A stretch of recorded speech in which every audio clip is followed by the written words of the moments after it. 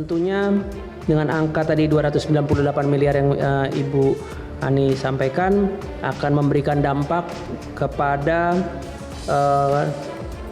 untuk mengakselerasi atau untuk menarik wisatawan sebesar 736.000 yang kita akan fokuskan ke pasar-pasar lain selain Cina, yaitu di negara seperti Australia, Amerika, Europe, dan lain sebagainya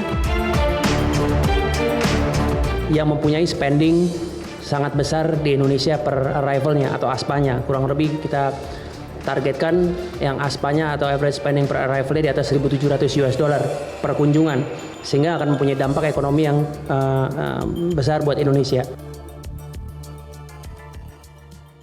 Ya, itu adalah strategi dari pemerintah Indonesia bagaimana untuk tetap meningkatkan pariwisata di tengah maraknya penyebaran COVID-19 yang memang lintas negara ya. Karena kalau misalnya dari data Gubernur Bank Indonesia, ini hitung-hitungannya penurunan devisa pariwisata bisa mencapai 1,3 miliar dolar Amerika, apalagi sudah ada penutupan penerbangan salah satunya dari Bali ke Tiongkok. Ya, karena itu tadi sudah ada sejumlah insentif atau stimulus yang nanti akan dilakukan ya. Kabarnya juga harga tiket kemarin juga sudah mulai viral.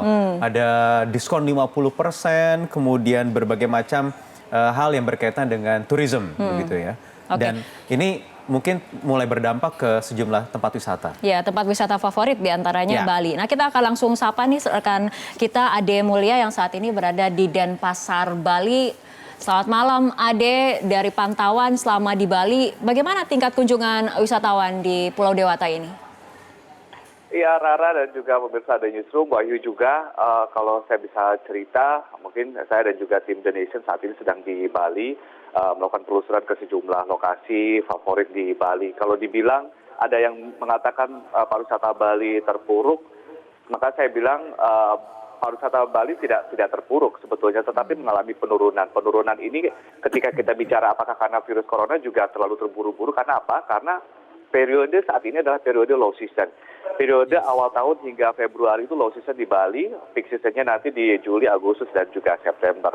Nah, ketika di awal tahun terjadinya low season, maka pariwisata Bali ini diuntungkan oleh kehadiran dari turis-turis Tiongkok biasanya yang ketika mereka menghabiskan waktu liburan Imlek. Namun di tahun ini kita tahu sendiri apa yang terjadi. Nah, kalau kita bicara tadi spending dari turis Tiongkok selama di Bali, menurut data Asita, mereka mengeluarkan sekitar 9,7 juta rupiah per sekali datang, dan sekali datang mereka menghabiskan waktu sekitar 5 hari. Nah, kalau data dari BI di 2017 mereka mengeluarkan $965 Amerika Serikat per sekali datang, sekitar 12 jutaan. Tetapi itu bukan jumlah yang besar ternyata kalau dibandingkan dengan expenditure dari turis-turis dari Amerika Serikat maupun dari Eropa. Sehingga kalau kita hitung-hitung secara ekonomi, dibilang terpuruk juga enggak juga, tetapi mungkin memang menurun. Nah, apa stimulus yang dibutuhkan oleh pariwisata Bali saat ini tentunya adalah bagaimana mereplace 28% dari market share yang kemudian dikuasai oleh turis Tiongkok ini.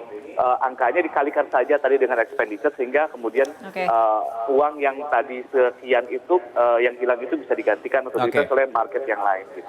Ade, salah satu parameter bagaimana mengukur tingkat kepadatan wisatawan di Bali itu biasanya ada di spot-spot atau kantong-kantong keramaian di wilayah Kuta misalnya, atau mungkin di Uluwatu.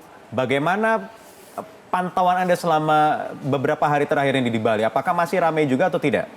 Ya, untuk ukuran low season mungkin saat ini memang terbilang sepi. Tetapi kalau dibandingkan ketika terjadi Gunung Agung erupsi dulu 2017, kebetulan saya juga ada di Bali waktu itu sangat drop, sangat sepi. Tapi sekarang sepertinya memang sedikit sepi, tetapi biasa, tidak terlalu. Karena kalau untuk GWK biasanya memang turis pasarnya adalah turis lokal. Kalau Tiongkok ini justru mereka yang ingin ke Nusa Penida dan juga Nusa Lembongan, sehingga perahu-perahu yang ke Nusa Penida dan juga Nusa Lembongan inilah yang kemudian mereka melayani turis Tiongkok dan drop memang. Terakhir, jawab satu kata saja, Ade. Turis-turis di sana pakai masker atau tidak? Lumayan banyak yang pakai masker. Lumayan banyak. Oke, baik. Terima kasih Ade Mulia. Di bandara mereka datang pada pakai masker. Oke, baik. Terima kasih Ade Mulia. Di Denpasar, Bali, kita mungkin sudahi dulu program Metro TV Newsroom malam ini.